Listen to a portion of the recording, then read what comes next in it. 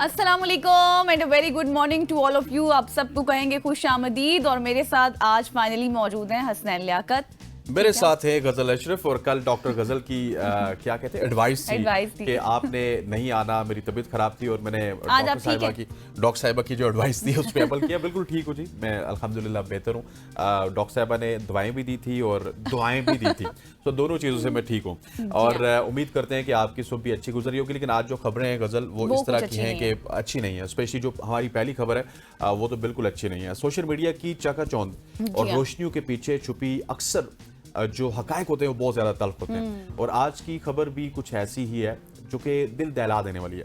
इस्लामाबाद में एक नौजवान टिकटॉकर सना यूसुफ को फायरिंग करके कत्ल कर दिया गया। पुलिस के मुताबिक सना यूसुफ का ताल्लुक अपर चित्राल से था और वफाकी दारुल हुकूमत के सेक्टर G13 में रिहाइश पजीर थी।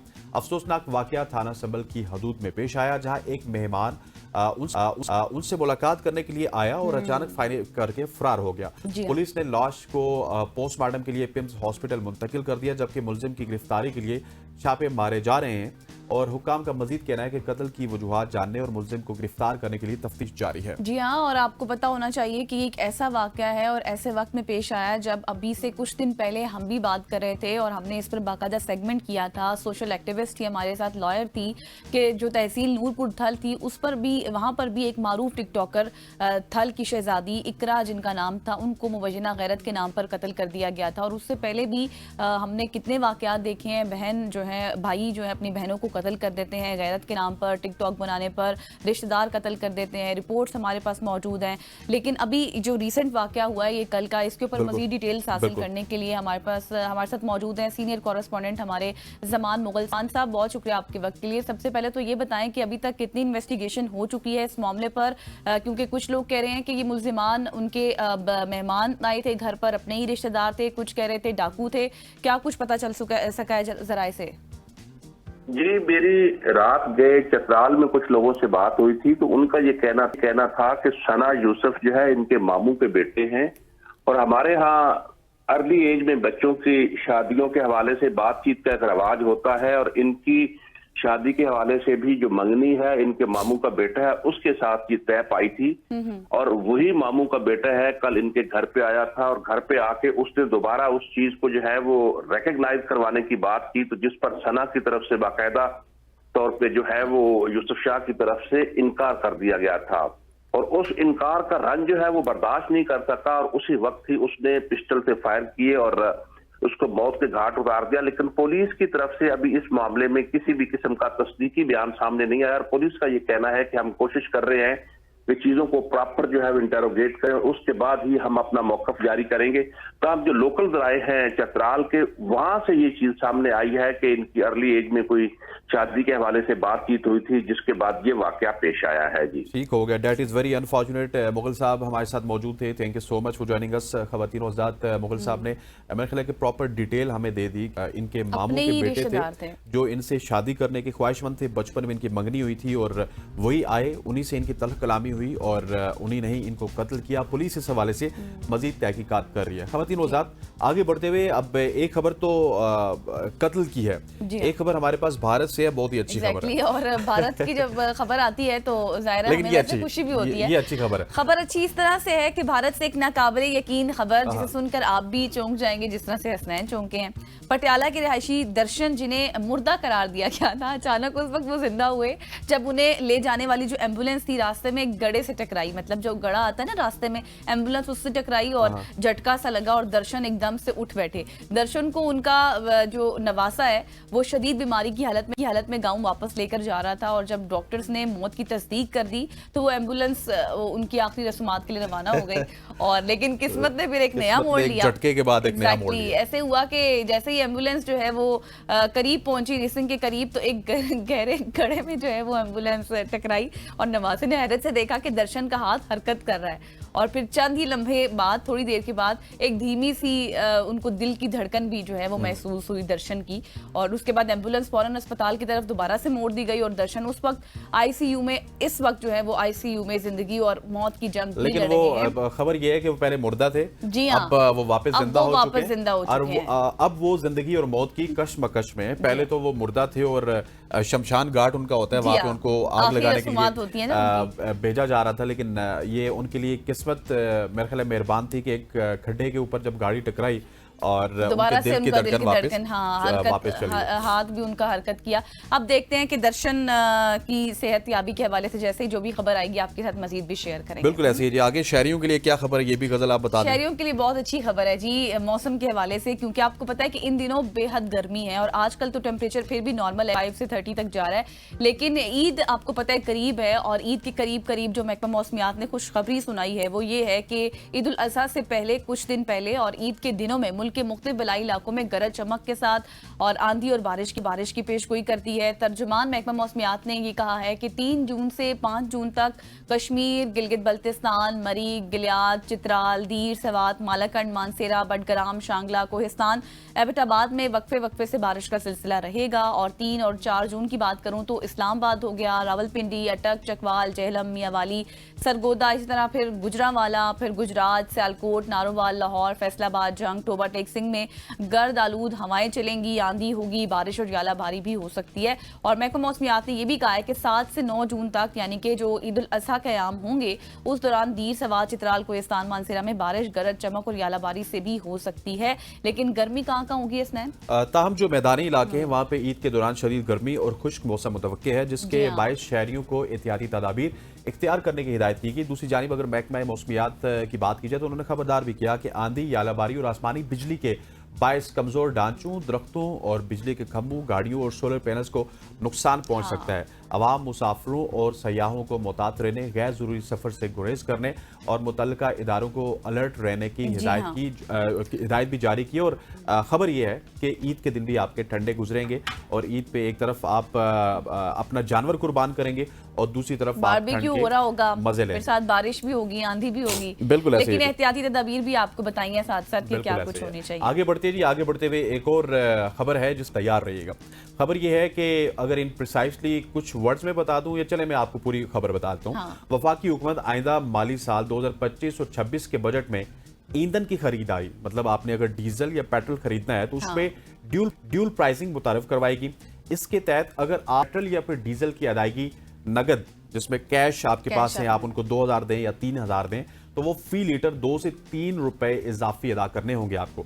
लेकिन डिजिटल अदायगियों पर 18% सेल टैक्स लागू होगा, लेकिन कोई इजाफी चार्जेस नहीं होंगे। मतलब कि अगर आप कार्ड से पेमेंट करते हैं तो आपको पेट्रोल सस्ता मिलेगा, अगर आप कैश से करते हैं तो आपको पेट्रोल महंगा मिलेगा। इसका मकसद ये है कि मुल्क को कैशलेस इकोनॉमी की तरफ ले जाया जाए ताकि टैक्स वसूली में बेहतरी आए और गैर रस्मी मईशत को दस्तावेजी बनाया जाए।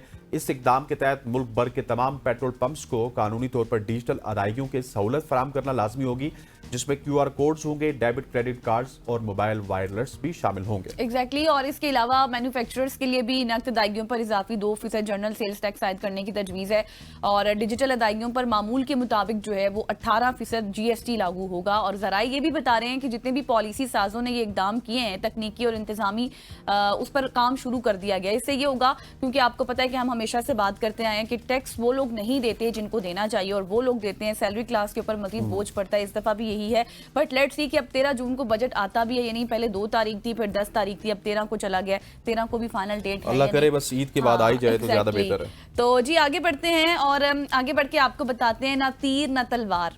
तीर ना तलवार का मैं आपको समझाती हूँ क्या जंग में ही होता है ये कुछ। हाँ, जंग में ही होता है, लेकिन अब तो ना तीर है और ना तलवार है। मसला ये है कि कोलंबिया में जो एक फेस्टिवल होता है बहुत जबरदस्त किस्म का, उस हवाले से खबर है ये कोलंबिया में एक बार फिर से टमाटरों की अनोखी जंग छिड़ गई है। वाह, आपको यकीनी तौर पर पता होगा इस जंग के हवाले से। टमाटर बड़े मजेदार। बिल्कुल, और वैसे तो इसके ऊपर एक मूवी भी है, वो भी आप सबने यकीनी तौर पर देखी होगी। खानों में आपको पता है कि जायके के लिए टमाटरों का इस्तेमाल होता है, कितना ज्यादा जरूरी है। इस तरह कोलंबिया के बासियों के लिए हर साल टमाटरों की जंग लड़ना भी बहुत ज्यादा लाजमी होता है और इस साल भी कोलंबिया में टमाटरों का सालाना फेस्टिवल मुनक्किद हुआ है, जिसमें 20,000 की जंग का, जी हाँ, जिसमें अच्छा वो जंग भी बड़े अनोखे तरीके से होती है। 20,000 से ज्यादा मकामी और गैर मकामी लोगों ने शिरकत भी की और और अनोखे मुकाबले की अगर मैं बात करूं तो एक दूसरे को निशाना बनाते हैं लोग, और ऐसे देख कर ताक कर निशाना बनाते हैं। लेकिन इसमें मैं आपको बताऊं, मजे की बात यह है कि एजुकेशन दी जाती है प्रॉपर इस हवाले से। वो ये होता है कि आप टमाटर मारने की एजुकेशन होती है, टमाटर मारने की, क्योंकि टमाटर आप किस तरह से सही से गजल को मार सकते हैं, गजल के कौन से हिस्से को आपने टारगेट करना है, बिल्कुल, और गजल ने जवाब में हसनैन को कहां पे टारगेट करना है। लेकिन मैं आपको बताऊं, वो टमाटर ना पहले स्क्वीज करते हैं ताकि वो टमाटर अच्छी तरीके से मसल कर उसके बाद मारते हैं, ताकि वो लग ना जाए ना किसी को, किसी का कोई आंख पे ना लग जाए, किसी के फेस पे ना लग जाए, कोई इंजरी ना हो जाए इस हवाले से। तो प्रॉपर एक उनको एजुकेशन दी जाती है इस हवाले से कि टमाटर को सबसे पहले, और आपको पता है कि एक मूवी भी है जिसमें वो ट्रक में ढेर सारे टमाटर है, पहले उनको पाउच से मसल दें, फिर उसके बाद उनको मारते हैं। तो ये प्रॉपर एक जंग होती है। इसमें आपको मैं बताऊं कि 45 टन टमाटर इस्तेमाल किए जाते हैं। और इसके साथ साथ आपको ये भी बता दें कि ये जो फेस्टिवल है, ला टोमाटीना इसका नाम है। जी हाँ, ला टोमाटीना इस फेस्टिवल का नाम है, और 1945 में इसका आगाज हुआ था। मकामी बच्चों को बाकायदा तौर पर फलों और सब्जियों की लड़ाई से जो है वो आगाह किया जाता है, उनसे मुतासिर होते हैं, एक पूरा मतलब एक माहौल बनाया जाता है, और ये एक सालाना त्यौहार होता है जिसमें तमाम लोग शिरकत करते हैं। बिल्कुल ऐसे है जी गजल, जिस तरह आपने बताया टमाटरों की लड़ाई है, लेकिन इस टमाटरों की लड़ाई में कोई बंदा जख्मी नहीं होता, वो बिल्कुल मसल के एक दूसरे को टारगेट किया जाता है। खवातीन वज़ात, आगे बढ़ते हैं। आपने सुना होगा इश्क में कभी कभार फूल, खत और तोहफे देना तो सुना ही होगा। हाँ, कि इश्क में आप किसी को फूल दे देते हैं, किसी को खत दे देते हैं, किसी को तोहफे देते हैं। लेकिन चीन में चीन में एक दिल शिकस्ता लड़की ने, जिसका दिल टूटा हुआ था, उन्होंने बदला लेने का एक ऐसा अनोखा तरीका अपनाया कि सबको हैरान कर दिया। अच्छा। जी हाँ, चीन के अगर सुबह शेड्यूल की बात की जाए तो वहां की रिहायशी खातून ने अपने साबिक बॉयफ्रेंड को 1000 किलो प्याज भिजवा दिया। जी हाँ, पूरे 1000 किलो। इसके साथ एक नोट भी भेजा गया जिस पर लिखा था कि मैं 3 दिन रोई, अब तुम्हारी बारी है।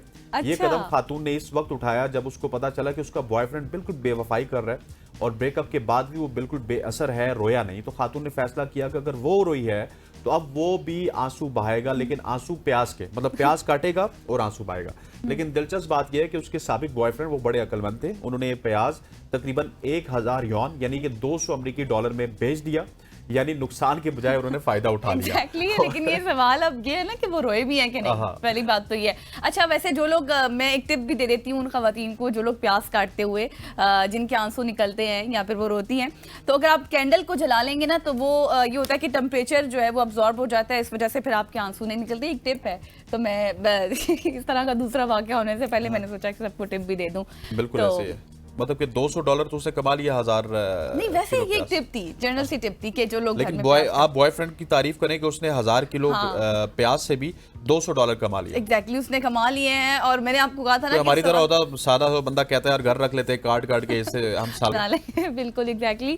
खैर, आगे बढ़ते हैं और आपको बताते हैं कि क्या ऐसा भी मुमकिन हो सकता है कि 21 जंगली हाथी 12 घंटे मुसलसल सफर करें, सफर सिर्फ इसलिए करें कि वो किसी इंसान को आखिरी बार अलविदा कह सकें। ये ऐसा ही है जैसे इंसानों के लिए हाथियों की मोहब्बत या हाथियों के लिए इंसानों की मोहब्बत, इनको आप वाइस वर्सा कर लें। अच्छा, ये मोहब्बत जो है वो बहुत ज़बरदस्त किस्म की है जो मैं आपके साथ शेयर करने वाली हूँ। ये कोई फिल्मी कहानी नहीं है, बल्कि ये सच्ची कहानी है। ये इस वक्त आप देख सकते हैं, विजुअल्स जो चल रहे हैं। ये कहानी लॉरेंस एंथोनी की है, जिन्हें दुनिया, जो अभी दिख रहे थे, हाँ एग्जैक्टली, जिनको दुनिया एलिफेंट विस्परर्स के नाम से भी जानती है। यानी कि आपको पता है, सरगोशी और हाथियों के साथ बातचीत करना और जिस तरह से उनको समझना। एक ऐसा शख्स जिसने अपनी जान खतरे में डालकर 21 हाथियों को बचाया, जिन्हें मार देने का फैसला किया जा चुका था क्योंकि वो इंसानों से बहुत तंग थे हाथी, और वो इंसानों को मारना चाहते थे।